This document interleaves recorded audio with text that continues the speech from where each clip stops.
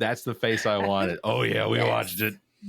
Oh, They're eating definitely pets. It's disgusting. It was like it was like a mountain lion tearing apart a raccoon. Yeah. Oh my that was really weird. gosh. Really weird. Barrett again from the All About Nothing podcast, and what the pod was that to tell you that late fall registration is open now till October 7th for several sports. Sunday at M Avenue in West Columbia, Super Rec Same Team Pitch Kickball, where your team pitches to itself. Registration also open now through October 7th for Tuesday night sand volleyball at Pollywogs on Woodley Way off St. Andrews Road. As well, hit fall hard with Wednesday co-ed flag football at Bray Field.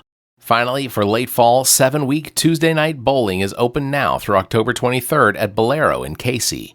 22 team slots available for teams of 6, so sign up now as these team spaces will fill up and sell out. Check out everplaysocial.com for more information and registration. Again, everplaysocial.com. Everplay Sports and Social League. Play, socialize, and have fun. Hi, it's me from the Welcome to Wonderland podcast. Are you looking for the perfect blend of nostalgia and patriotism in your wardrobe? Look no further than ZJZ Designs, available now at ZJZDesigns.com. Their exclusive t-shirt collection features stunning designs like the iconic Plymouth Barracuda print, taking you back to the golden era of muscle cars. Show your love for your country with their bold patriotic heart designs that stand out and make a statement. From car enthusiast to proud patriot, ZJZ Designs has something special just for you. Head to ZJZ Designs and elevate your style. Visit ZJZDesigns.com or check the show notes. The All About Nothing podcast may have language and content That isn't appropriate for some. Listener discretion is advised. All right, welcome Nothingers to another episode of the All About Nothing podcast. This is episode number 224. I am Barrett Gruber. I am Zach King. All right. Please subscribe and share the show. That's how we get new listeners. Also, if you could, please consider supporting the show financially by visiting our website and clicking on the support link. And if you can't do that, please drop us a review, hit the 5 stars, give us a thumbs up, or leave a comment. All of that helps drive our show higher up in the ratings on all of these podcast platforms. Hey, leave negative comments if you need to. The comment is a comment. I enjoy the negative comments as much as the positive ones. They're pretty fun. It's and honestly, that's where we get the most insightful critiques is when they bring my mom up. Wow. You guys are dumb. Thank you. Real quick, I want to thank Belinda Timmons, State Senate candidate for South Carolina District 31 over in Florence, for being on the show last week. She was fantastic. Belinda4senate.com. You can visit that website for links to volunteering, donations, that sort of thing. As well, I want to thank John Kosis Jr., Broadcast and Media Relations Manager for the Fireflies.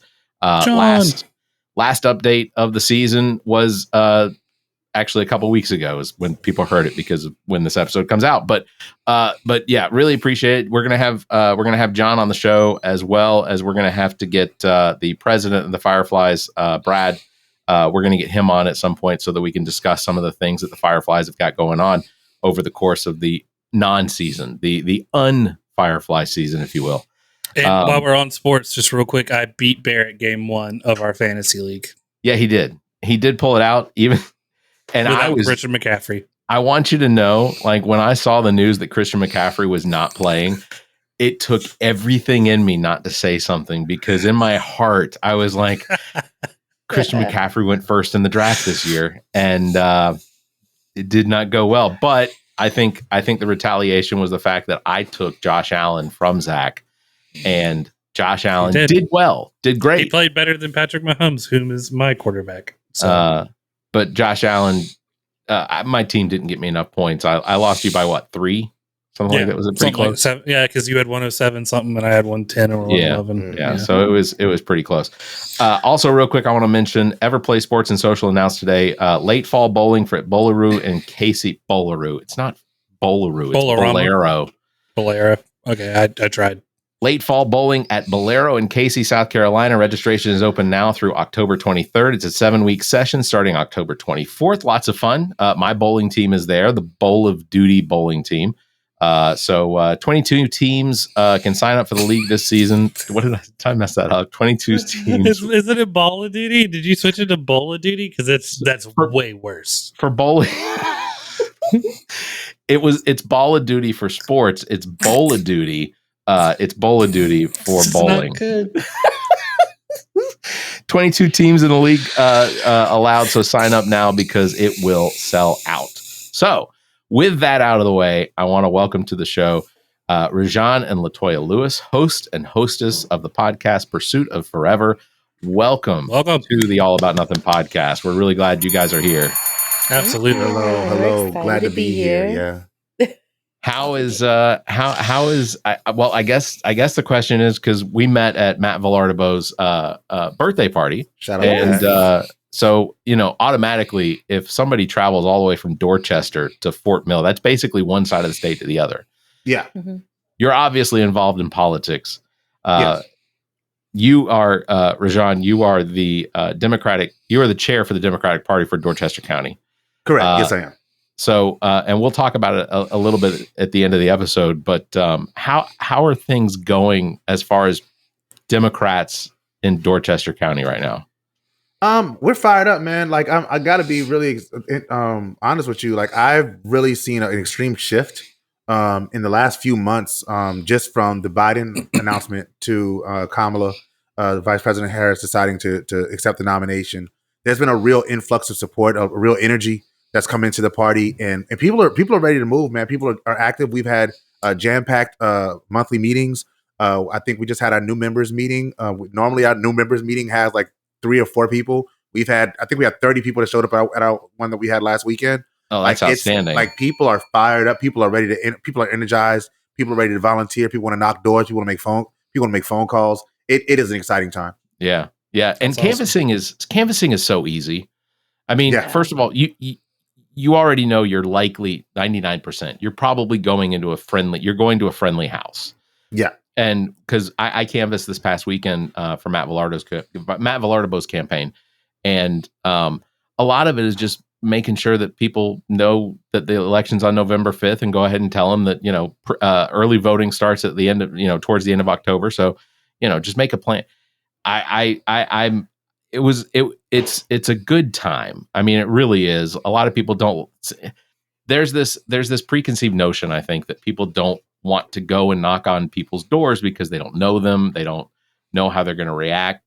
But the second I say, my name is Barrett Gruber, I'm campaign manager for Matt Villardabo's campaign, Democrat for State House, then immediately, like, their face goes from, they immediately start smiling like, oh, I'm so glad you guys are out here. Like that's almost immediately the reaction you get. I think that's the only one I open the door for is somebody who's canvassing for someone running for something. Yeah. If it's anything else, I'm like, please go. Yeah. So the thing is that what a lot of people don't do on the front end, and I also ran for office. I ran for the State House in 2022. That's actually how I met Matt. I ran for State House District 97. Okay. The thing that people don't do in the front end that makes it more difficult is when you don't go through the processes of getting a vote builder that can help you sort of map out those friendly houses as opposed to just going up to random houses. That was a mistake that I made in my first run. Is I'm like, oh, I'm on this neighborhood. I'm just going to knock on every door in the neighborhood. No, terrible idea. Do not do that. Do not recommend 0 stars. But if you're intentional, you really map it out and you go into the neighborhoods and make sure that you have your game plan knocked out. You can cover more ground. And you can meet a lot of friendly people that really want to help you and want to support you. Yeah, and the number of people that want to turn out and volunteer as well to potentially do more canvassing, either for you or for, in this case, for Kamala Harris, because, ultimately, and I know people think I'm crazy for thinking this, I can't give away any insider information, but I will just say Donald Trump did not win South Carolina by as much as people think he did. I mean, it was, he won, and it was definitely a win. There was no question, but it wasn't as close. If Democrats had turned out, South Carolina easily would have turned, because I think we saw 36% or 38% of Democrats show up for the 2020 election. Yeah, that's always the case. Yeah, that's always the case. It's a matter of voter turnout.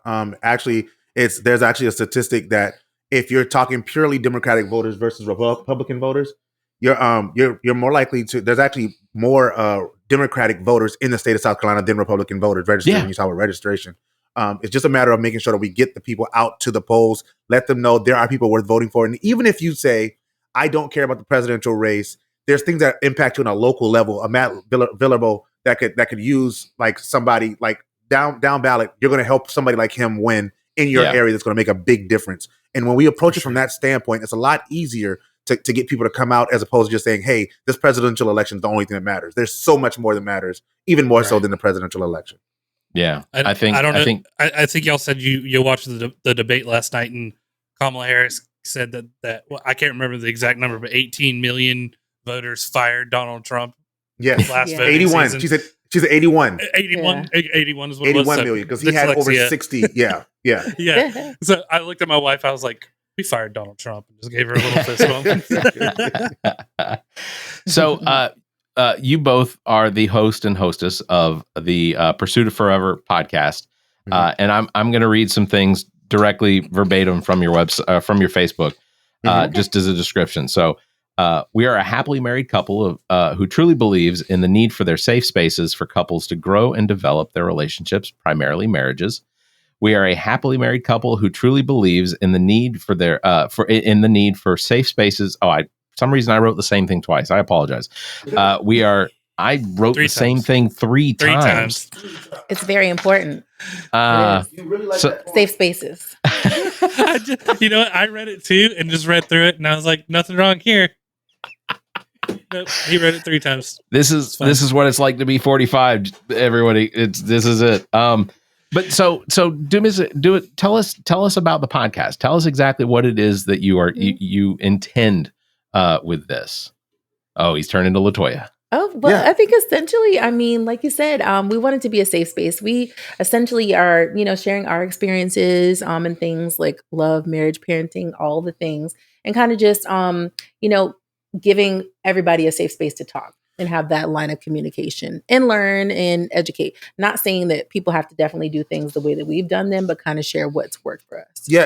And just to add a little bit onto that, I feel like the conversations around relationships on the internet and in social media has become so negative. Everything is anti-marriage. Everything is anti-relationship. Everything is why we're so much better off alone or without being in long-term relationships. And we wanted to really do something that would edify, marriages, to help people build long-term relationships. We've been on trips with some of our friends, and they're like, you guys should, the conversation that we have, y'all need to have with more people. Like, y'all need to be doing this on a larger scale. So Pursuit of Forever is really us like talking through the things that we sort of experience. We take a different approach to it. So we have a part of the show that is experiential. So we talk about, we have a topic and we talk about the things that we've experienced. And then we'll go to more of a scholarly approach where we'll talk about things that we've read about it, or like tips that we've received from articles and things like that have helped us and that we want to help our audience. So it's all encompassing, and it's not just about us being like, hey, we are relationship goals or anything like that. It's more about we're choosing to work together every day, to love one another and to be better partners for one another and to share that out with the world. So you said scholarly. What I guess, so what is there a professional experience to relationships that you both have? No, I think essentially what he's kind of saying is more so on the lines of being able to provide some kind of tools, resources to them as well. Yeah, so we look up peer-reviewed articles. We look up different articles, different relationship magazines, just different things. So if we're talking about conflict resolution, we'll talk about what we've experienced, and then we'll say, okay, here's a book about conflict resolution, and this is what it says. What are 5 good tips about managing conflicts in your relationship? As opposed to it being, hey, ReZsaun and Latoya said you need to do this. No, it's not about us. We're just 2 people that are married that have made it work for 17 years married and 19 years together. We want to make sure that you have something for some experts that you can really use to carry out throughout your day. Right. Yeah, you don't speak from the proverbial pulpit down at people. You Correct. No. Give it to them. Yeah. Correct. Exactly. Yeah. Do you how do you generally approach giving advice maybe to new or experienced couples, considering that they're often at very different stages in their relationships? Yeah, I essentially think that we kind of meet them where they are. We've both been a new couple, and I guess at this point we're kind of the experienced time frame, just because I remember like when we started out, we're like, oh my gosh, everybody's, this person's been married for 20 years or this person's been together for 10 years. And now we're like, wow, this has been almost 20 years for us. So I think kind of being able to pull from our own experiences, and then also pulling from our friends and family members who also are, in it for the long run and have been married now for 20 plus years helps. Yeah, and just to speak specifically to what you asked about, when I am talking to a couple that like a newer couple that's in relationships, a lot of our family falls into that space. Mm-hmm. The main thing we want them to understand is that you're on the same team. Yeah. You both want your end game is not to be right or to win an argument. It's we both want to have the same goal, and that goal is to be in this relationship long term. Right. So if we approach a conversation from the standpoint of our goal is to understand each other better, to move forward better, and to love each other more, and to be in this 5, 10, 15, 20, 30 years from now, we'll approach the discussions that we have in a much different way than if it's, I want to prove how right I am. Sometimes you're going to lose. Sometimes you have to lose the battle to win the war. And the war is to have that long-term marriage, long-term relationship. So that's the approach that we start there. It's level setting. We know where you are. We've also both been through divorces. Mm-hmm. This is both of our second marriage. So we've seen all of it. We've seen the highs, the lows, the ups and downs. We've been through married, divorce.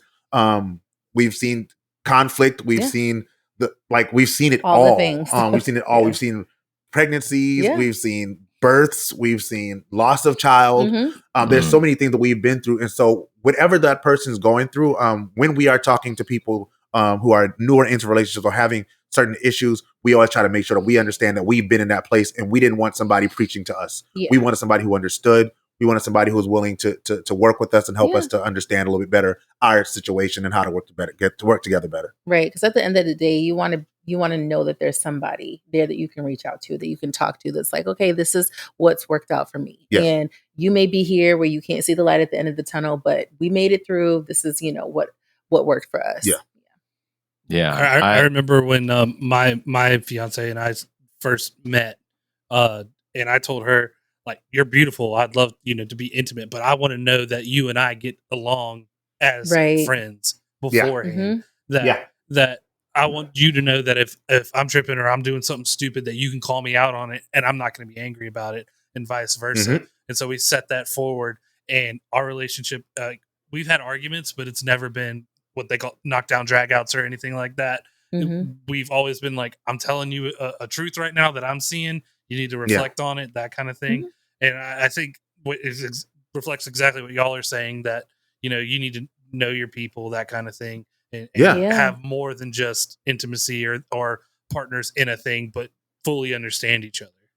Yeah. I love that you said that, Zach. One thing that I always say is that people, when they get into relationships initially, they put on a mask, right? Mm-hmm. And that mask is your representative. And that mask not only protects you from being hurt, but it also keeps the other person from getting to know the real you. Mm-hmm. and I can't love somebody I don't really know.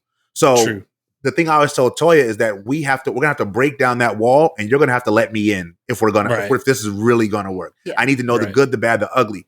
If there's certain things, like a great example is if a woman suffered from sexual assault, but she doesn't talk about that with her partner, well, there may be certain ways that her partner may touch her that may trigger her or make her relive some kind of experience. And if her partner doesn't know that she's experienced that, he may not be able to properly love her because he's continually doing something that triggers her, and he doesn't even know that he's doing it. So it's really important that we're open and honest about the things that we've experienced, and that's something we're getting better at every day. I think so. Nobody perfects it. That's why the show is called The Pursuit of Forever. We're not perfect. We're just working towards being together for the rest of our lives. Yeah, I love that. Yeah. How long have y'all been doing the show? Almost a year. It'll be a year in December, right?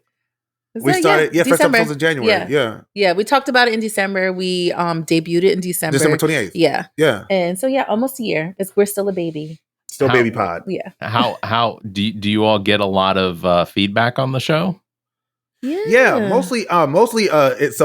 We've developed a little family. Like I believe in, like, I don't care how many people are watching or how many people are listening, as long as the people that are watching and are listening are getting something from it and are able to really provide feedback saying, hey, this is something I learned, or hey, you guys should talk about this. Like, that's what matters to me, because that means that it's working. And it builds towards what we want to do really long term, is we'd like to host marriage retreats. That's something we really want to do long term, is host a series of marriage retreats.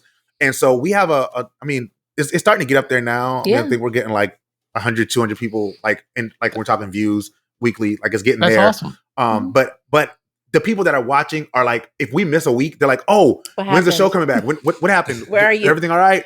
What's So going on? yeah, we definitely get feedback. Yeah, I definitely think too, like you said, it's just kind of, providing people the information and letting them know, hey, this is when we're going to be here. And so yeah, definitely have a lot of people who look forward to the show. We started out doing it weekly, and that was not our intention. And then we shifted to what we intentionally meant to do, which was every other week. And now we have people like, hey, we miss you guys. Yeah. Are you gonna eventually do it weekly? And I'm like, They're not like, right "No." now. Yeah. Yeah, you're like, no, we got a life to live. We have Literally. 6 kids. Yeah. It's the 2 of us. Oh like, God. yeah. So we have I'm jobs. fretting over like, 3. fam. Yeah. Yeah. I mean, it's Yeah, no, essentially so, 6 yeah. once you have more than one. I mean, I feel like Yeah. Once you get past 3, it's essentially 5. yeah. pretty Yeah, much. yeah. There's no. You stop counting. You've Yeah. learned, you've run Like, out of fingers, and it's just it's go time play to with just one of accept. them. Yeah, you. Yeah, Hey, you. exactly. That's why you have multiples, is so they We can made play with you a each friend. other. Yeah. Yeah. Yes. Like, oh, you want to talk? Go grab one of the other 5. Go talk Yeah. to them. So we before we started recording, we found out. Zach, do you want to give your news? Oh yeah. So just found out today, this morning, having twins. Fraternal twins, I guess is how you say it. They're not identical. And it looks like from the heart rates, it's going to be boy and a girl, which I'm glad, because if it was 2 girls, then I would be heavily outnumbered more than I already am, which would be fine. I'm already in girl dad mode, but I did want one boy, and it looks like I'm going to get a boy. And Congratulations. Good for you. I appreciate it. I'm and so with that announcement, everyone on this show right now has twins. Everyone Yes. has twins. Yes. I don't, like, statistically, I don't know how that's possible to have 3, in 3 distinct locations that there be twins. It's I don't think, I'm a math guy. I can't come up with like how rare that would be. We could ask ChatGPT. That's that is very true. I do tend to go to ChatGPT for a lot of stuff. Increasingly, more and more every day. Yeah. That's right. The statistics probably like 1 out of every 10 couples has twins, and we're sitting here like, So the 3 of us likelihood of a right now. podcast with Yeah. I think that increases the odds by quite a bit. You're talking about, Zach was talking about, having a relationship with, or having these knockdown, drag out fights with potential relationships and things like that. I used to have, so I've experienced both the knockdown, drag out fights, as well. I've also had the experience of zero communication. Mm. And there being an underlying issue for both of those, because it not being able to communicate with. So my first wife, we lived almost completely separate lives. I worked professionally. She was a teacher. She was always, and then she became a soccer coach, and so she was constantly at her job. Mm-hmm. I was, I don't know. I was home most of the time, but I worked during the day, and then, so things, they fell apart. I had relationships after that where, because of some of the, I guess, PTSD that I went through in that first marriage, and then going through different types of PTSD with relationship infidelities and things like that, that really built a shell, I think. Mm-hmm. So I had relationships in high school or just after high school where the anger would get so I would try and communicate with my partner at the time, and to where I would hang up the phone so furiously that I would break the phone off the wall. Mm. And for people that don't know, phones used to be attached to walls. They used to be attached to walls, people. There was a time. It was, so, I absolutely see the benefit of your podcast for people that experience one or those or both of them or all of those different types of situations. Yeah. I mean, I would say, like, your story is not uncommon. Right. And honestly, that's why there's so much negative that is out there. Is like, people have that experience and then they lock themselves away. Yeah. And they say, well, that's it. I'm not doing that anymore. I'm not going to put myself through that anymore. Right. When the truth is that not everybody is meant for everybody. There are some people that are not, emotionally mature enough to be able to have a conversation. and deal with this big elephant in the room and say, hey, I love you enough that I'm going to sit down and have this talk with you and find a better understanding of who you are so I can love you better, as opposed to, no, it's your fault that it's not going well, or I'm not invested in enough to make this work. And that's really what our show is about, is navigating that space in the middle. It's about navigating that space in the middle where it's, I don't know how to fix this, but I want to. I love you and I love what we have too much to allow something as simple as differing work schedules to be the thing that drives that wedge between us. Yeah. And there's conversations that we can have if we really want to. And it's okay if when we have the talk, we realize we're just in two completely different places and we're not willing to make that investment. That's also okay. Mm-hmm. That was what I was going to ask is how I assume you've come across relationships where you're just like, no, Stacey, you got to get out of this. This is How do you approach them about that? I mean, do you just be direct, or is it something where you have to, like, you're afraid of hurting their feelings? Me or more maybe so than her. I'm direct. It depends. I'm direct too. It depends. So I kind of, you assess the person. Yeah. So if it's someone who needs, like, you started out and you're indirect, and you're indirect and things continue to happen, then eventually I feel like you have to get direct and say, okay, at the end of the day, what is it that you want? Do you want to continue having the back and forth? Are you interested in being happy? Are you interested in trading your happiness for, what you're getting right now? So I think at some point, being direct is needed for some people. And then some people just need the direct period. Some people don't, some people will only, I don't believe in telling people what to do. I only tell people what I would do if I were in their situation, and I'm not. So I don't have the full context of their situation. So I can't tell you, you need to walk away. That's something you need to do right now. If you don't do that, you're stupid or whatever. I would say, based on what you told me and what I feel, what you're giving me, it sounds like this is an unhealthy situation. Yeah. And if y'all can't find some common ground or find some way to get therapy or y'all need to do something before y'all end up hurting each other. That's one of those areas that is like, okay, you're being abused. There's an abusive situation. There's a harmful situation. It's mentally harmful. It's emotionally harmful. It's sexually harmful. It's spiritually harmful. Whatever it is, like you can't stay in a harmful situation. So either we need to find therapy and start to heal that, or you need to remove yourself from the situation. But I can't tell you what to do. Right. I can only make suggestions based on what I would do. Therapy is a fantastic idea for everybody, regardless. Yes, for sure. Seek professional help. Third How parties. often? So when I think of myself in a relationship, because I'm a listener to other people's problems, but I'm also one of those type of people that calculates how to resolve things, how to fix things. Yeah. Fixers are not great listeners. In my experience, because if someone starts telling me what their problem is, I'm immediately coming up with solutions based on my experience. But I've had to learn that sometimes I just have to sit there and just go, yeah, Yes. I understand. That's not easy. It's not easy. It's not. Yeah. It's not.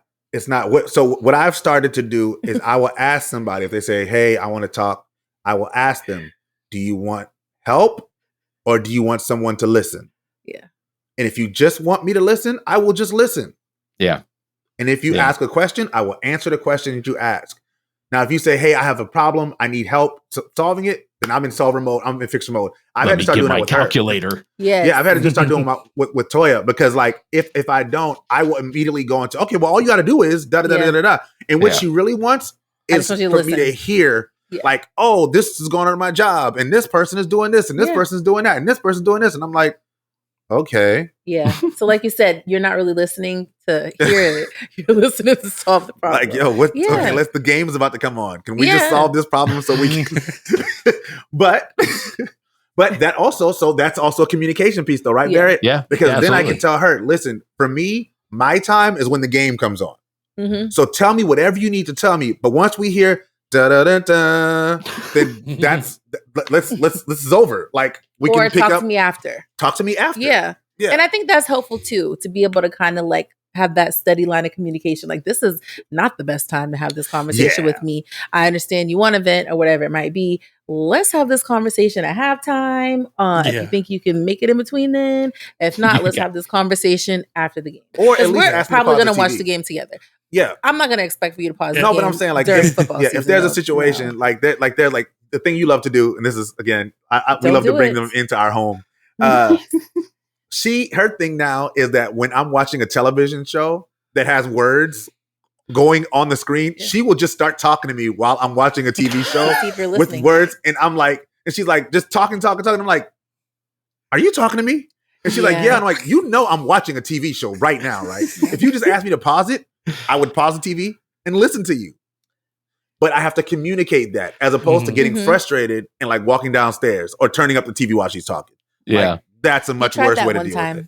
You tried that one. That could turn into that, can you take the trash out? I'll do it in a minute. And then she's in there taking the trash out already. And yeah. I just said I'd do it. Because then now you're you get that, don't worry about it. Yeah, don't worry about it. It's all good. Yeah. Are you good? I'm good. Yeah, when she says it's all good, it's not all good, fellas. Just in case y'all wondering. Pro tip. You deserve my undivided attention right now. I cannot give it to you. Right now, I cannot. Like, I've been watching the show for 45 minutes. I've been watching the show for 45 minutes. You can say, hey, can you pause real quick and then ask me your question? And then we'll answer the question. But that's something as simple as that is how you formulate your communication style as a couple. Yeah. That's really important. Yeah. So now when we have something, if we can deal with that in a amicable way, when we have a situation where we're working two different schedules and we need to find a way to talk about that, it gets a lot easier. Yeah. Yeah. Vince Vaughn is literally pulling an arm out of a grave right now. I just need 10 minutes. Just 10 minutes. Show are you watching? Y'all aren't watching Bad Monkey? No. What is that? Oh my gosh. What ABC, is it on Vince Vaughn. Oh, ABC. It's on ABC. Okay. I'm sorry. It's on Apple TV. We're Apple Plus. You're Apple. Yeah. It is Bad Monkey. It's fantastic. Fantastic. Okay. Vince Vaughn is a fired police detective, and anyway, it's based on a Carl Sison book. Yes, that is correct. Monkey and Sick Puppy. Yeah. Okay. Love Apple Plus. I don't know if you have a sponsorship with them yet, but great television. Yeah, we've been emailing Tim Apple, as the former president would like to say. Yeah. We're being ignored. Dear Tim Apple at Apple. Tim.apple at apple.com doesn't work. It does not work. So obviously when it comes to relationships, a relationship isn't just a couple. It's two individuals. Yeah. Yes. What's one of the things that you all do to try and encourage people to also support themselves as individuals in a relationship? I think we advocate for that. We discussed, previously about like the importance of not losing yourself in a relationship. When you come into a relationship, you obviously are two separate parties coming together that work together every day to choose each other. And that's something you have to do sometimes, daily. It could be momentarily if you don't listen when I'm talking or whatever it might be. But yeah, I think definitely making sure that you continue to do the things that you did prior to you guys becoming a couple, and then supporting each other. Yes, the healthy things that you did, and then continuing to support each other's, stuff outside of your relationship. Yeah. So I feel like we do a good job of, making sure that we show up for each other and cheer each other on. And then any decisions that you make, you discuss that prior to, whatever it might be, so you can support your person. You cannot forget that the person that you're with had aspirations, had dreams, had goals before they ran into you. And then you crushed them. No, I'm just kidding. But a really great example of that is actually Toya. I do a lot in the community, and everything that I do, Toya supported. So it's never been, hey, I don't want you, if you want to do a play, I don't want you doing a play because I want you home. It's like, oh, you're doing a play. When is the play? Okay. What night do y'all have rehearsal? Okay. Well, I'll make sure that the kids are fine this night. Can you make sure that the kids are good other nights so that are we good still on screen? Yeah. So it records on your end as well. Okay. And then, so the file that gets uploaded will be a full recording. Oh, okay. It froze. Yeah. I thought I was, okay, cool. Sorry. But she'll say, she would say, when is rehearsal? When is the show? And make sure that I can still pursue those dreams and those goals that I had before me and her started dating. Yeah. And similarly for her, my wife does interior design. And so, that's so cool. when she goes on, she does houses, and when she has installs, we come out and we help with the installs, for a very small fee. That's cool. But we do that because I don't want her to give up on the things that she wants. I encourage her to take trips with her sister and go out to brunch with her friends. Like, I encourage those things because I never want her to be so focused on the family that she loses who she is, because that the person that she is when I met her is the person that I fell in love with, and I never want to lose that person. Yeah, and that's a great point. I think Zach and I can also acknowledge that both of us encourage our other halves, our spouses, to do those things that one give them the opportunity. Yeah, give them the opportunity to get out of the house, because my wife stays home. She does she homeschools our kids, and that's, you're at home with the teacher all the time. So like, I encourage her when the opportunity is there. If I'm recording a podcast on a Wednesday, get out of the house, go visit with your friends, go do what you want. She has friends with moms groups that she gets involved with, and they go to dinners on a fairly regular basis, those sorts of things. So it's, and I think I don't want to speak for Zach, but I know that Zach also encourages Gabrielle to do things with her friends and such. Most of the time she's That's like, important. no, I'm a homebody. And I'm like, I know, but I'm telling you should go do what you want to do. That the door is wide open. I don't want to be the bar across the door. Please, if you have something to go do it. Her and her friend just went and saw It Ends With Us. I was like, please go see your movie with your friend. Yes, and go without me, because I don't want to see this movie. I'm in the back row. You'll never know. But exactly. Yeah, that's what I would tell my wife. Like, if there was a movie that came out that was like that super girly movie that I was just not going to see, I'd buy tickets for her and my mom to go see it. Hey, babe, you, my mom, and the girls go see this movie. Y'all, I bought tickets. It's at 7:30. Here's extra money. Get dinner before it, and like, make it a thing. But it's Zach, to your point, like, Toya is very similar as well, in terms of like, nah, I don't want to go out and do nothing. I'm like, no, you need to go do stuff without me. Like, I don't want you to. I don't want us to be codependent.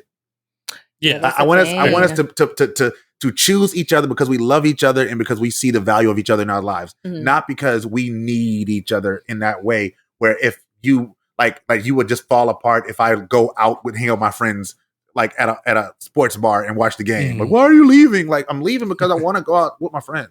You should go out with your friends. I also think too, like, God forbid, and this is just something that happens because of course we're not here forever, but you also want to have the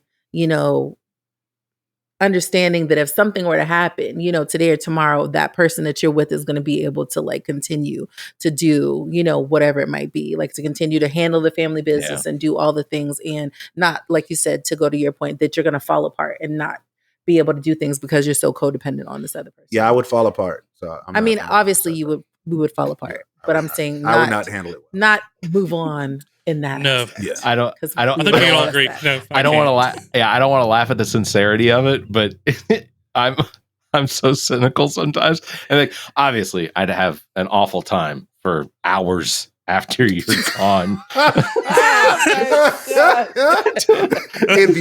The first 4 hours would be so bad. Oh my god! I would not know what to do with myself. But on hour 5, taste right that night. We back. Food wouldn't taste right. It's like, Mortimer, we're back. Oh my god! I think Barrett, you made a Bumble profile 5 hours after your wife died. Okay, she just left us. I have to ask, which one is Bumble? I don't know. It's what the kids are talking about these days. Bumble is one of the badder ones. Is it? Okay. I heard like Tinder's bad, but like Bumble and Plenty of Fish. Plenty of Fish. Farmers Only. I heard of Hinge too. Yeah, so we have a single sister. Yeah, my who sister. She keeps us up on game with the. Oh. I think they're all bad, but I don't know. When I worked in an office, I had friends. Like, I just had a date on Hinge, and I was like, "What is that?" That's not a date. Yeah, that's what it is. That's what it is. Does that have swiping involved? There was no dinner involved. I promise you that on Hinge. That's like, and I come back to this. I get confused over which one is Grindr and which one is Tinder, because I'll hear a friend say something about Grindr or Tinder. Don't get confused. No, obviously I think the name says it all. Does it? I don't think it the name does. says it all. Barrett, you hear Grindr, you're like, sandwiches. done.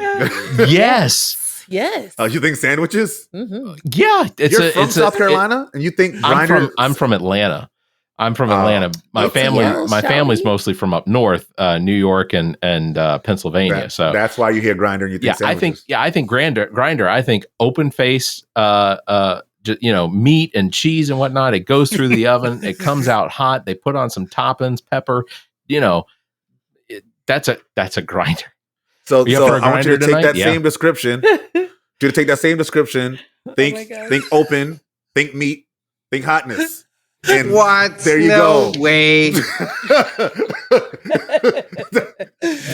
You got grinder. You'll get exactly what you thought you're going to get, but it wasn't exactly what you thought you were going to get. There's just no bread involved. Here's a case of. It could be. You want a roast beef grinder with syphilis? There it is. Who knew this interview would go this way? I'm loving it though. I want nothing but degenerates. Oh yeah, look. The title is all about nothing. We go everywhere. I love it. This could have been about sports the entire time, and we would have never asked you about your podcast. Smoke. We would have smoked it. It would have been great. I want to also ask you about. There is a shadowy part to relationships that a lot of I think that a lot of couples tend to try to avoid because they're uncomfortable with saying what they are. Boundaries. We just talked about that. We did have an episode on boundaries. Tell us what your experience and how you deal with boundaries. We have them for various reasons. I think boundaries keep people from getting hurt and remind people where their lane is and where they need to stay at. I think in respect to relationships in general, it's important to have them. We kind of talked about like relationships as far as friendships. Yeah. And we also talked about relationships, whether it's like a marriage or I don't know, a significant other situation. The importance of making sure that your first priority and your first responsibility is to the person who you're with. Obviously, we love the friends and everything like that, but they need to know that your relationship is the priority in that situation. And then of course, making sure that there's no type of disrespectful, stuff going on. Obviously, if there's any situation where somebody oversteps a certain boundary where like they disrespect my spouse, they disrespect my marriage, we're not friends anyway. Our friendship is over. And since you covered that element of it, I'll talk about boundaries in terms of personal boundaries, like within a relationship. So again, just talking about, if you don't truly love somebody, if you don't truly know somebody, you can't love them. So if they were screamed at as a child and they don't like being yelled at, and you need to let them know, hey, I don't mind that we're going to disagree. We're going to have disagreements, but you're not going to yell at me. You're not going to scream at me. You're not going to cuss at me. You're not going to talk to me like a child. That's a boundary. But we have to be more effective as couples and as individuals of stating those things clearly. Yes. I think that something that helps with that, it really helps with communication in general, is hypothetical situations. Is having a conversation about hypothetical situations. People don't like talking about hypothetical situations, but me and Toya would literally take long road trips where we would just ask each other hypothetical questions. One like, hey, if I died tomorrow, would you want me to be, would you get remarried? Something like that. Would you want me to get married again? Would you want, like, because people like, he would want you to go on and live your life. I do not want her to go on and live her life. I just want to go ahead and put that out there. Be for sad anybody. forever. No. You do not have permission I'm to do gone, that. it's a wrap. Done, son. No friends. No other partners. No, it is me. Is he trying to blow the didgeridoo? He is. Because it sounded like the bathroom was getting used for a minute. Still does. But in doing that, right? Gondor. But in doing that, right? I'm being clear and I'm expressing my needs. I'm expressing something like I'm expressing one of my boundaries. Like it matters that's something that matters to me. Yeah.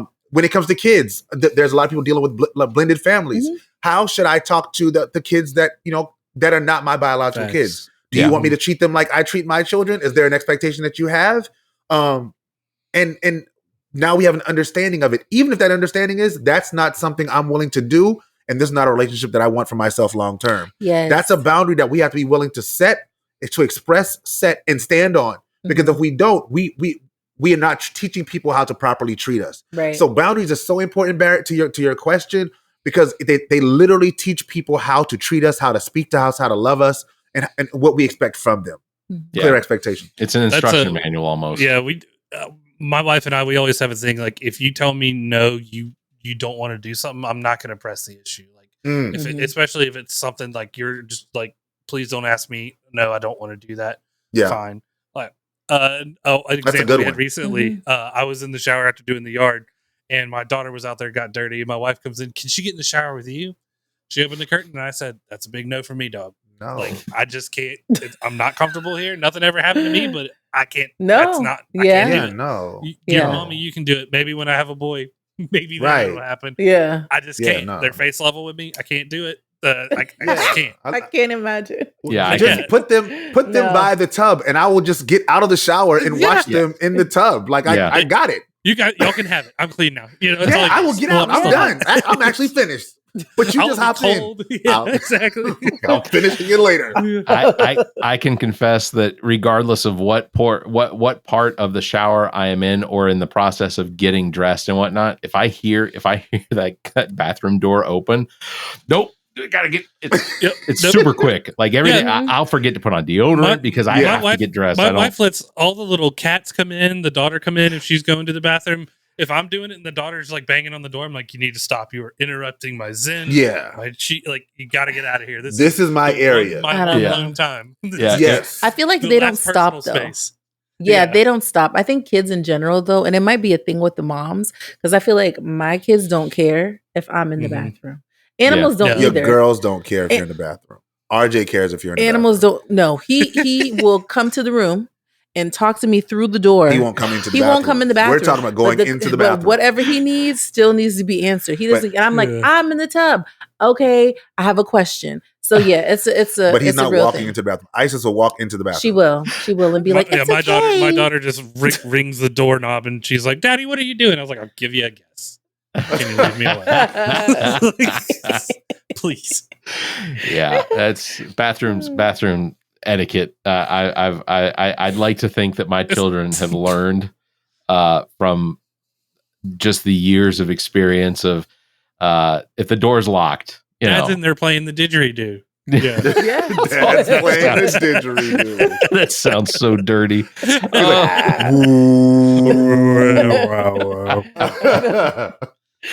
Well, I obviously I want to make sure. So the show is called The Pursuit of Forever. Yeah, and it's ReZsaun and Latoya Lewis. So I want everyone to make sure to go check that out. We've got links in the show notes. So definitely follow up with those. So subscribe to the show because I've listened to the last 3 episodes. It's a really good conversation. And I enjoy you two going back and forth and hearing you both like, it's that conversation that really, and you get a lot out of it. You get a lot out of it. So thank you so much. I didn't want to, however, let you guys go without talking about some politics. Let's do it. Because I know we are recording this on September 11th. So is there some, I'm curious, not that I'm not insensitive to it, but I am typically pretty sarcastic about things. Is there something we're supposed to be doing on 9/11 other than just saying never forget? I mean, it's just in remembrance, honestly, really, just to those that lost their lives and still are dealing with like health conditions and all the things. I mean, I guess it's maybe a little bit different for us because we're military. We're both veterans. We were both in the military when September 11th happened. Yeah, so it was a whole thing. For me, September 11th always reminds me exactly where I was. Like I think everybody sort of does the where were you timestamp. I remember I had just finished basic training. I was in Fort Jackson. I was in AIT, Advanced Individual Training, and we were about to take a test. And then we thought that what they were saying was a part of like some scenario they were setting up that we would have to like respond to. And they were like, no, you're not taking a test. Like literally, like we're under attack. And like I went into a peacetime army. I did not expect to have to, go overseas. Me and Troy both ended up serving in Operation Iraqi Freedom, Operation Enduring Freedom in Afghanistan.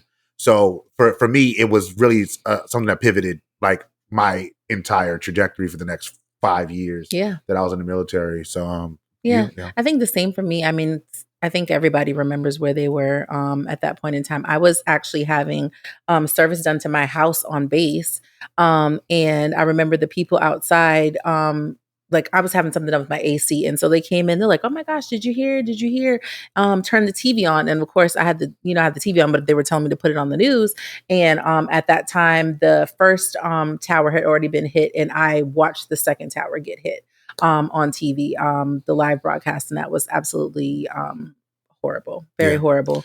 Being in a situation, having family members who were in New York at the time, not being able to get in contact with people was just a horrible thing as well. And then, like you said, being in the military, like you said, I joined for a job. I joined for a job and free education. And it turned into something different at that point in time, literally in the blink of an eye.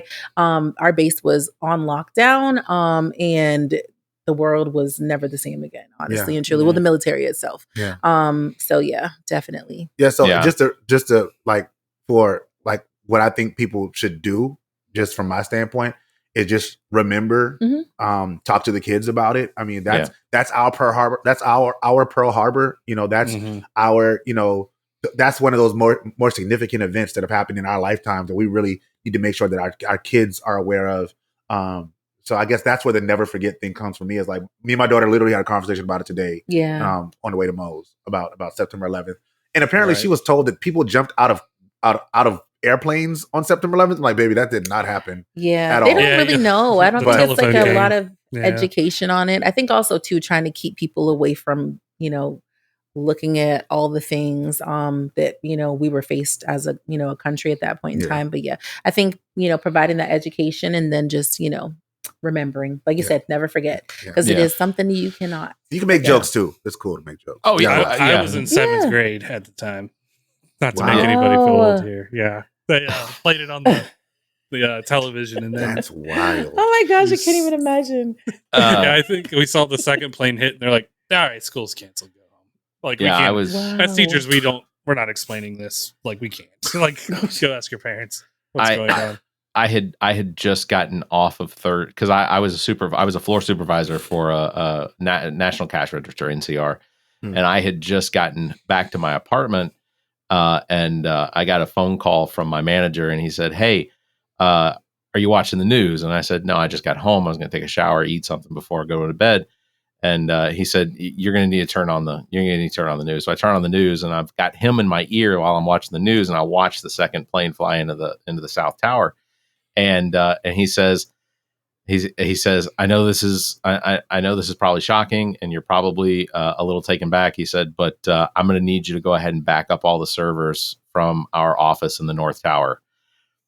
Okay. Wow. So I began the process of backing up all the servers in the North Tower, because we had offices on the 4th floor in the North Tower, and I got them backed up probably about 7 or 8. Like, they completely offloaded to our office in Kansas. I got them backed up probably with about 7 minutes to spare before the tower came down. Wow. And our office didn't lose anybody. 4th floor, everybody got out. Good. Yeah. It was it was a surreal experience. I think the thing that I remember the most of the whole experience was being here in Columbia, South Carolina, and not hearing. I currently live about 5 minutes from the airport, and but I remember not seeing planes in the sky, not hearing airplanes. That was the most surreal part about it, was the fact that for 4 or 5 days, air traffic was just completely shut down. So, you know, those are the things that I remember about that. I didn't lose anybody in the attack. I did have family and friends that were in the military that, and thank you for your service as well. So, thank you. But it was just a surreal thing. But yeah, I guess the never forget. But I feel like there should be something that sort of, I don't know, kind of ties it in together somehow, and I don't know, maybe somebody smarter than me will think of it, but I don't know. Sorry, go ahead. No, you go ahead. No, I was just saying that there was a TikTok that came across, and it's funny, not making light of 9/11 at all, but the guy is about to leave his apartment, and his roommate's like, "What are you forgetting?" And he's like, "I don't have my keys and stuff." And he's like, 9/11. So like Oh, now dear. every Oh, time wow. So now yeah, let's every not do time- that for 9/11. Oh, shoot. Well, I'm just going to say this. Comedy is tragedy plus time. Yes, it is. And- Yes, it is. And Shakespeare made a living out of creating comedies out of tragedy. So, I love that. Well, you now know, every time I leave and I go to grab my keys, I go like 9/11. 9/11. Like I just that skit jumps into my head, and I'm like, Oh my I'm god. not That's forgetting now. terrible. It's there. Yeah, I Well, don't know. I mean, it's there. we don't really do anything like commemorate like Yeah. Pearl Harbor. Like I guess Uh. that's my closest comparison is Pearl Harbor, like the attack Really? on you don't U.S. grounds. you don't tune into MSNBC at 6:00 and listen to what's his name, Joe Scarborough do his worst impression of FDR. December December 7th, 7th, 1942. No, God, Party no. line. I try to stay away from like political channels. Which Oh, is crazy. good for you. Boundaries. which is insane Boundaries. for a party show, right? Yeah, Boundaries. no, it's not insane. It's necessary because I look at them and it breaks my heart when I watch some of these things. Yeah. But Mhm. we all got to experience the debate last night, and I assume did. we experienced, of course, the debate back in June between Biden and Trump. And Mhm.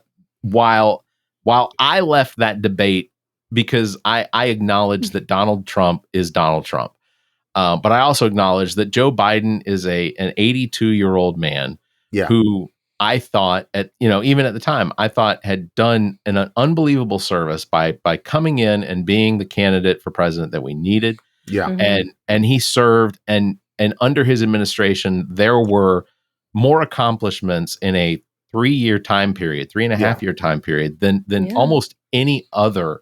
I mean, President Obama was significant for what he represented and how he got us, how he moved us out of, and what I thought was a potential of unification in the country. Unfortunately, Mhm. that didn't happen the way I would have liked. Yeah. But Biden did a lot in that 3 years. Yeah. And so I looked at his debate performance as it was what I expected. Mhm. Right. It's a man that's grown up with a speech impediment, and at the age of 82, it's not always easy to keep your thoughts in line, especially when you've got this cymbal crashing monkey standing over to your right that's Guy saying playing a didgeridoo in your ear. saying nonsense. I'll get it, but he so that he did as well as I expected him to be able to do. Yeah. And so I didn't walk away with it as Joe Biden needs to drop out of the race. Mhm. Inevitably, that is what happened, and Right. and it has been to the benefit of the party as a whole. Yeah. I didn't think at the time that the party would coalesce so much around Kamala Harris the way they Mhm. have, and then and Mhm. now Governor Tim Walz. It's been impactful, and we've seen the results. But like, if I was Donald Trump, in my head, I'd want to be less of a sociopathic narcissist. First of all, You'd but- think, right? yeah, but like, because ultimately, if he just shut his mouth and read from the teleprompter and then walked away at the end of the night, I think that he would have a lot more support of the people that supported him previously. Mhm. But last night was a fiasco. Yes. And it was one of the greatest beatdowns without a physical punch being laid that I've ever seen. Yeah. But he got through like maybe a third of it before it went fully off the rails, and then it Yeah. just Well, Yeah, once there we go. once cats and dogs are being eaten, Yeah, that was it for me. I think that was sort of like this shark is jumped. I- Jumped over the Yeah, shark. that was the most wild thing. I'm just looking at my wife like, did he just? She's like, yeah. I mean, Yes. the 9-month abortions weren't Yes, enough. the baby is No. born and then they And kill then they it. decide We- whether they're going to kill it or not. If they're born and they kill it, that's called murder. That's a murder, different buddy. Thing. Yeah. Yeah, I've tried to express to people, and I think I've said it on the show that if someone's having an abortion at 9 months, it's called a birth. Yeah, that's yeah. It's Yeah. But I want to go back to, and I'm going to share something. I want to go back to before we actually before the actual debate. This was a week ago. So I'm going to share this All right. because this is one of those things where I feel like Donald Trump has the opportunity to be able Oh, to I saw this.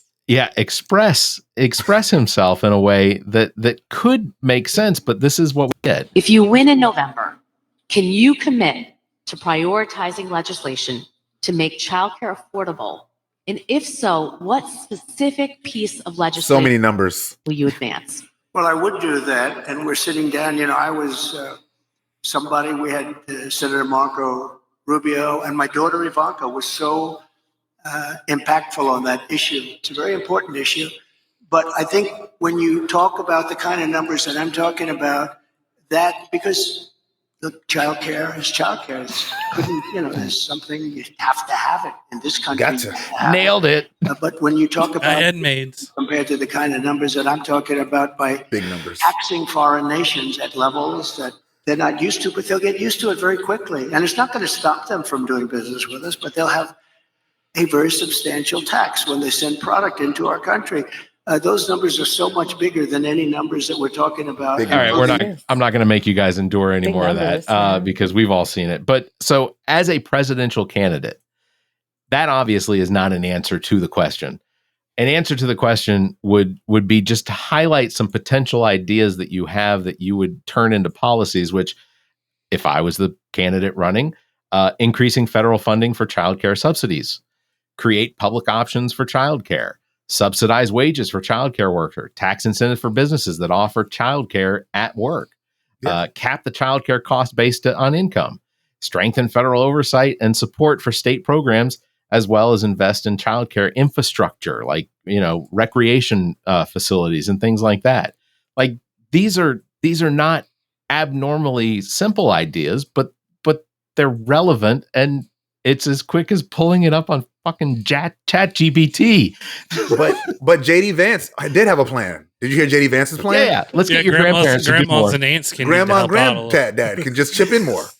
It's I insane to mean, me. who's gonna beat that plan?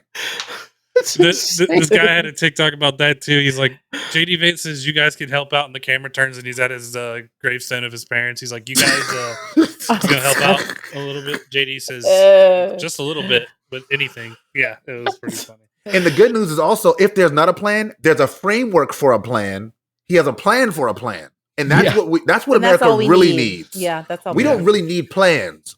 We need just need to know someone thought frameworks about of plans and plans for planning a plan. Yeah. And essentially, that's what we got a lot of last night. I mean, it's interesting Absolutely. that you played that clip. That's your That bureaucracy. was my at the- takeaway from last night. Was this dude does not know how to answer questions, or just does not want to answer No. questions. He just wants to talk about things that he wants to talk about. So they ask a question, and then he just blabbers and insults people for another 2.5 minutes. And she took a jab at that rally. He knew he needed to answer that real quick. She Love it. she smoked that. So she baited him so well. That was what it's like she in true women know your pressure points. Women know your pressure points. And this is a relationship thing, but this also relates to debate. She knew that one of his talking about Donald Trump's rally sizes is like talking about his penis size. Yeah. He feels for like sure. he needs to defend that at all costs. Like Yeah. he That's cannot, all he's got. Yeah. At least in his eyes, it's that's like all he's no, got. what I'm not gonna let you do is bash my rally size. She said, she's like, if you come out there, you'll notice that people are leaving exhausted and of boredom. That I knew was gonna send everything off the rails, and it worked to perfection. It was It's amazing. not true. I have the greatest, biggest, bestest rallies if they've all seen it. He got No. the sweat on the upper lip. He started spitting. There was foam around his mouth. He was frowning so much. He had that red, just like bloodshot. Yes. red Yeah, he was going over turning. there. Yeah, that was. That's his boundaries. That his boundaries that are is. definitely his crowd size. That's Back to and animal eating, like I was saying. at one point, I think that people don't hit President Trump, the former President Trump, enough on when it comes to the rallies. Is how much it actually costs the cities that he's going into. In Dorchester County, he did a rally here, and they paid none of the costs that came with it, and the city ended up taking all the costs of paying it. Pickens County had the exact same thing happen up near Clemson, the exact same thing, and it was in the six figures the amount that the state taxpayers are now on they have to pay. And that is really, really something that I don't know why they aren't talking about. But if you want to talk about these large rallies that you're having, that you need to talk about the fact that you're not paying your bills and the fact that cities don't even want you to come to their city without paying the money in advance, to cover the cost. Like that is a real problem. There's places that have banned him from coming back because of that exact reason. I'll just say this, that shout out to the Midas Touch, who is a YouTube page that does discuss all of these things. They talk about this stuff frequently. And so I think I watch every video that they publish because it is insightful and it gives all of the evidence. And anyone out there that has any doubt about what the difference is between a Harris presidency and a Trump presidency should absolutely check out the Midas Touch, as well as subscribe to our show, because we make really good points. I think then we're all on board. Harris signs in all of our yards, and I've got mine. I've only had one neighbor come and knock it over so far. So wow, see, we just got ours in, so we'll be distributing ours this week. I did want to say one thing because I'm very big on like just making sure that we're telling the complete story. And I think that there's something that the Harris campaign has to get better at, just to make sure, like, because even as party chair, like I'm always me. You know what I mean? I'm always me. I think that she has to get better at completely outlaying her plans and letting people know, like, this is where I stand on these things. Have it on the website. That's a knock that people are getting her for. And it leads to people saying that she's talking out of both sides of her mouth in a lot of things. And in that case, there's some issues that she's going to have to nail down. She has to nail down an official policy on what she plans on do with the the Israel Palestine issue. That's a big issue that's dividing Democrats. And I don't know what the solution she's gonna provide is, but the way she's currently saying it doesn't sound very helpful to the people who want to hear something concrete. And I'm someone who believes in holding people accountable to their word. So I need to hear the full plan so I can advocate for the plan and I can I can hold her accountable to that plan when she becomes the president, because I do believe she's going to win this election. Yeah, I'm the same. And I'll say this. I think that, and if they're looking for suggestions, I think that I have a pretty terrific one as far as how to accomplish the end of the war in Israel and with Hamas, as well as because ultimately, I think the Israelis, the only thing that the only goal that they have is the eradication of Hamas. I think that is their end goal. I don't think that there's anything that we can do. Palestine in general. Well, no, I don't think it's necessarily just Palestine. I don't think it's necessarily the Palestinian people from the Israeli perspective. From not the government. I'm not saying the government, because Zach, if I put someone who is an Israeli and someone who is a Palestinian, and if they put them in front of me, I could not tell you which one was which. I can't define what someone's country of origin is just based on what they look like. My suggestion is, I think that Israel should go ahead and immediately issue passports to every Palestinian, everyone that is basically without a country that is not that because it's easy. It's pretty easy to determine whom from Palestine is involved with Hamas. That is pretty easy because the Israelis have all of the surveillance technology that we have provided for them. They have identified every single Hamas terrorist that is currently in that 15 square mile area. So they know who they are. You could go ahead and tell the Palestinians, look, you are welcome to come into the state of Israel. We will issue you passports. You will become citizens of Israel. And ultimately, I think Israel probably needs to go ahead and move, because in Israel, the number of individuals that practice Judaism is dropping at a considerable rate. It is becoming less and less of a Jewish state than it was 10, 15 years ago.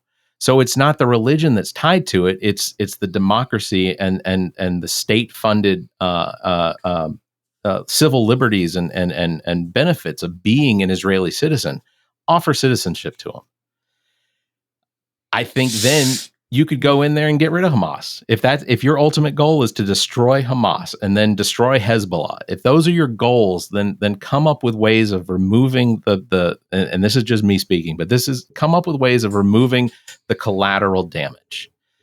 Then you can go do what you want. Yeah. I don't know what the wording is going to be. That was very interesting points on that. I just think that as a campaign, as the future leader of the free world, she has to have a plan, and she has to be able to say, this is what I plan on doing day one to end this.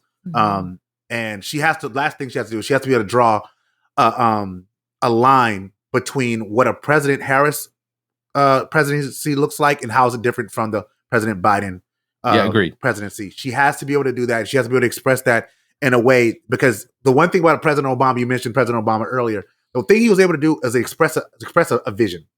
He had a vision for what he wanted it to look like. So if it wasn't there, we could say, yo, you said, and it's not. So that's what people really want. People want a vision. People want a clear vision that they can track, that they can follow, and they can say, hey, buddy, you said you'd do this. You didn't do this. Or you said you'd do this and you did it. And that's why I always look back at when President Trump was president the first time. I don't know why people have wiped the Trump presidency completely from their memories. But for those who, just a brief recap, he was elected in the election happened in 2020. He took over in 2021. By 2022, COVID happened. Not 20. Sorry, go back. 2016. 2016. 20. So by 2017, he took over. By 2019, COVID happened. Right. So the second 2 years of his presidency, we were dealing with COVID. Well, it was not. COVID. We were not flying high on hope. Half of the Trump presidency. Well, and so just to clarify, COVID actually March of 2020 was when the CDC started to recognize cases in the United States. Right. But COVID was on the CDC's radar in 2019. But the office of whatever was the office that had been established for decades to deal with how the president or the executive branch of the government deals with pandemics worldwide, because it was very successful when Obama was president. It was successful when Bush was president, Clinton. Like it has been one of the shining stars of a presidency when it came to preventing these diseases from spreading the way. But we didn't have that office during Trump's candidacy or presidency, and ultimately he got rid of a lot of scientists. He got rid of a lot of it. Yeah. I look. That's the question people keep asking. And I get it. That's the question they need to ask: is are you better off now than you were 4 years ago? Yeah. If there's anyone that denies that, they are insane. And I had a friend. I had a conversation, and Zach knows Brandon, but I had a conversation with my friend Brandon today. And he said, who are these people that still support Trump? He said they try and claim that there's no difference, or that they don't like her for these policies and things like that. I said they're not identifying her by her policies. I said, even though she doesn't have a plan that she's publicly announced for Israel, even though when she refers to the underprivileged in our economy, she makes it sound as though she's talking about the people that are at the very bottom of the rung. She's not. She's talking about families of 5 and 6 that are making less than $150,000 a year. Yeah. Like that's, I don't think people understand. A family of 5 making $100,000 a year, that's $20,000 per person. That's not necessary. I'm not going to call it poverty because it isn't. I'm not. But that is still on the breaking point of over or under. It's but one of the things I've heard complaints about is that she continues to say low income earners. And I think that they see that as someone who they don't necessarily recognize themselves as a low income earner, but they see that and they say, well, she's not talking about me. No, she is, because low income earners don't necessarily, you don't have to make $100,000 or less for a family of 5 to be a low income earner. But her tax plans have an immense amount of weight to them, to the benefits that will be available to individuals and families. And if you're making less than $400,000 a year, guess what? It's gonna make it a little bit easier. Yeah. Trump's does not. Trump's does have some tax breaks for low income families, middle class, lower middle class, poverty, that they are there, but it's minuscule. It's what it does for the people at the top. And those are the things people need to research. And that, but ultimately I told him, I said, look, for those people that still support Donald Trump, it doesn't come down to policy. It doesn't come down to how he's going to handle foreign policy. It comes down to either they are racist or they don't like women. Those are the only two solutions that I can really come up with, because those are the only two things that Occam's razor. Those are the two things that make the most sense to me. Well, when they're it not comes paying to attention to good ideas. That's for sure. Yeah. Well, I mean, is that, and I mean, I think, and this is something we actually talked about, Barrett, when we met. Is the fact that like Black straight men have felt like they've been like ostracized by the party and left out. And this is something I'm starting to talk to my leadership about, is like how, as a heterosexual Black male, like how do I talk to my brothers and say, hey man, like, dog, what would you like to see happen? How can we change it? And I understand that we are the Big Tent party. Like, we want to make sure that the door is open for everyone and everybody feels welcome. Right. But that can't be the case if we have a whole demographic that feels as though like they're not wanted, they're not needed, they're not appreciated. And the ways that the party has reached out to Black men far too often has not been one that says, hey, we want you here, we need you here. It's really been, we can do it without you. And that's not a good message. And I think to me, the election, the 2024 election is a milestone in a very long journey. And we have to really look at this from a longer form standpoint. One thing that I've encouraged my party to do is to see that as a milestone, see it as a short-term goal and not a long-term goal. Our long-term goal is these people that we've activated that have got fired up since Kamala's decided to accept the nomination, to keep them in the fold, to get them active, to have them feeling appreciated, feeling like they're needed and wanted, and valued members of the party when they have ideas, to find a way to implement their ideas and to bring them to the table and to keep them moving, because those are the people that are going to knock doors. Those are the people that are going to answer phones. Those are the people that are going to call people. Those are the people that are going to send out mailers. Those are the people that will be doing the postcards. Those people that are going to donate. Those people that are going to vote. And those people that are going to save our nation. And those are the people that are going to run for office. And they are, especially our young people. Yeah. Especially our young people. Our young people, their voice has to be uplifted. And that's across the board. Our young people need to understand the power of their voice, and we need to empower them and uplift them to do everything they can to be the leaders that we're going to need in 10, 15, 20 years. Well spoken. Well spoken. All right. Well, what we're going to do, we are going to, this is the segment of the show I think that most people enjoy. It shouldn't take too long. Okay. This is the 7 questions. Let's do it.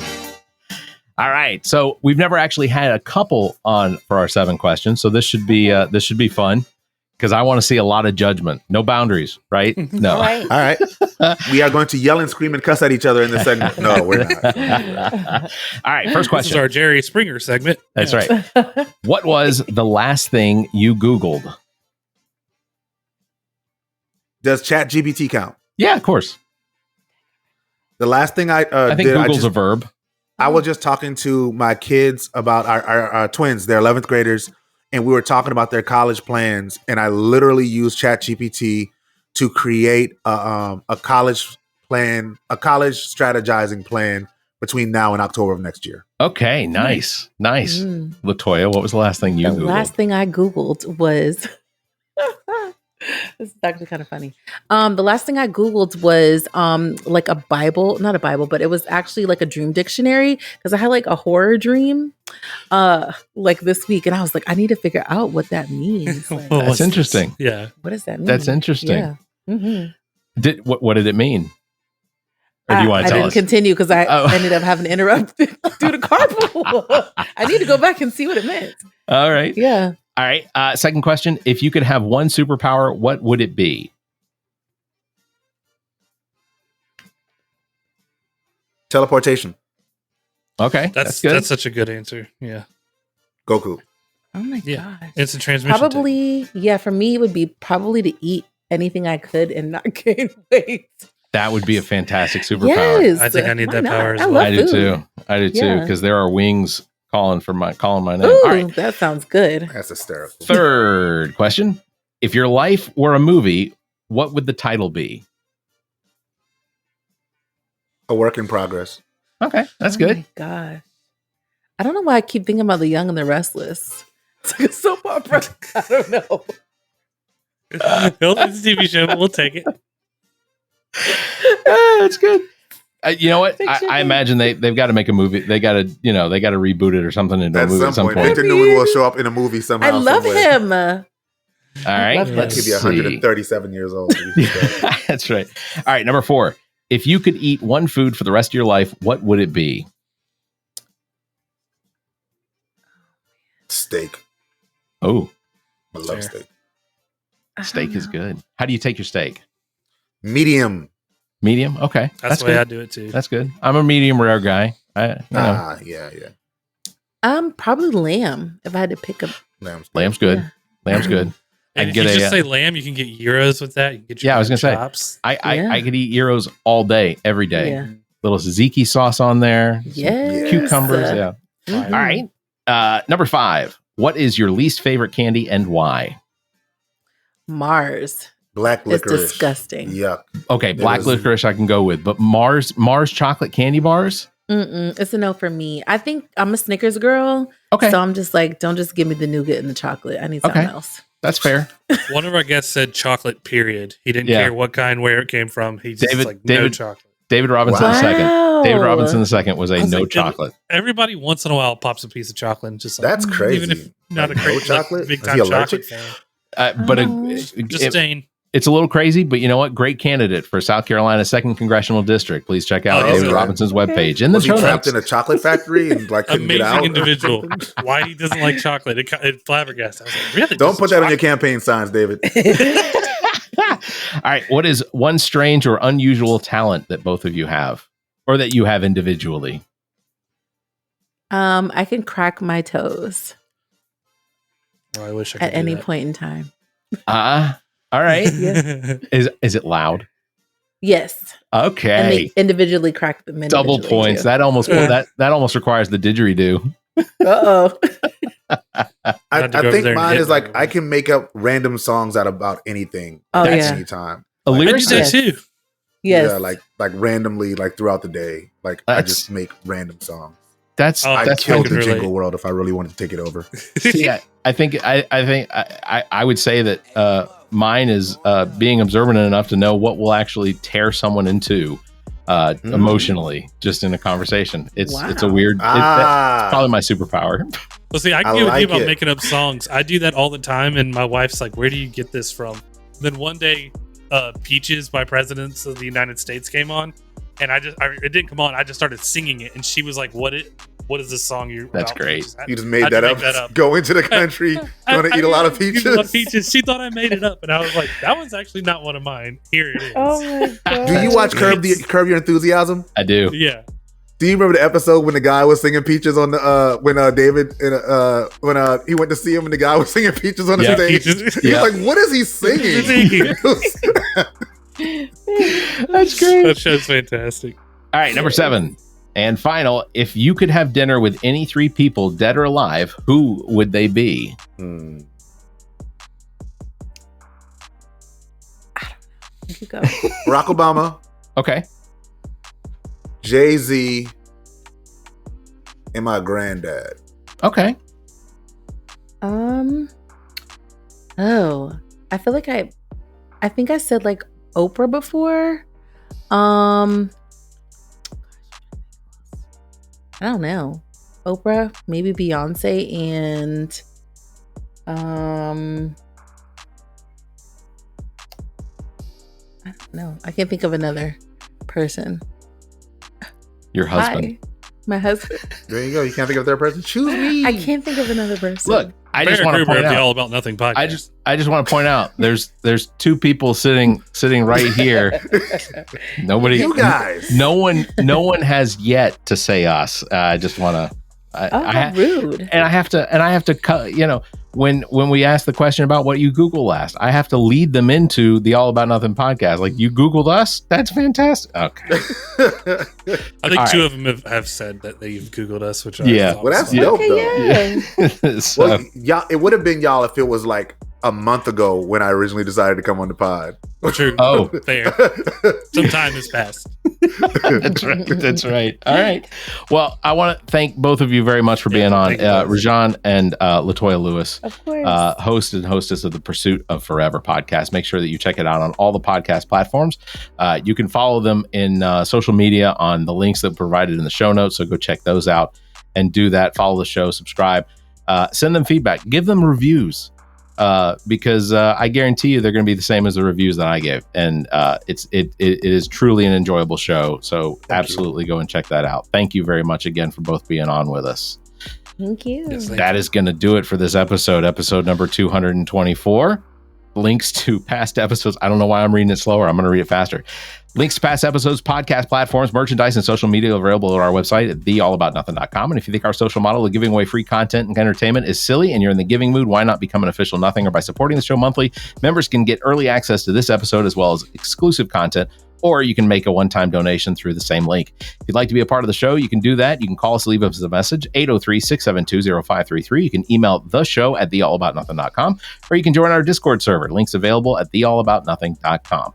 Thank you, everybody, for listening. You all stay safe, be kind, and keep your hands to yourself. There it is. The All About Nothing podcast is produced and engineered by me, Barrett Gruber. Thanks to Cake for our intro music, Sick of You. You can follow everything Cake the band at cakemusic.com. Thanks to Muff the producer for our outro music. You can follow Muff on Instagram at Muff the producer. I am Barrett Gruber. You can follow me on Instagram and Twitter at Barrett Gruber, or visit my Linktree /Barrett Gruber. Want to support the show? Visit our webpage, theallaboutnothing.com, and become a member. There are several tiers available, including memberships that give you early access to episodes as well as exclusive content. Visit theallaboutnothing.com. To find links to our social media, merchandise, and past episodes, visit theallaboutnothing.com. If you'd like to be heard on the show, you can call and leave us a message. Dial 803-672-0533. If the time between these episodes is more than you can handle, check out our partner podcast. Zach and I host What the Pod Was That with Carrie Simmons. Visit whatthepodwasthat.com for links and details. Me takes a deep dive down the rabbit hole in episodes of Welcome to Wonderland. Available on all the podcast platforms. Visit WTWLpod.com for details. As well, you can listen to the political and social conversation between Dr. Jamela Brooks and Bill Kimmler on Black, White, and Blue in the South, available wherever you listen to podcasts. Please subscribe and share this show. If you're on YouTube, please like and hit the notification bell. Thank you for listening.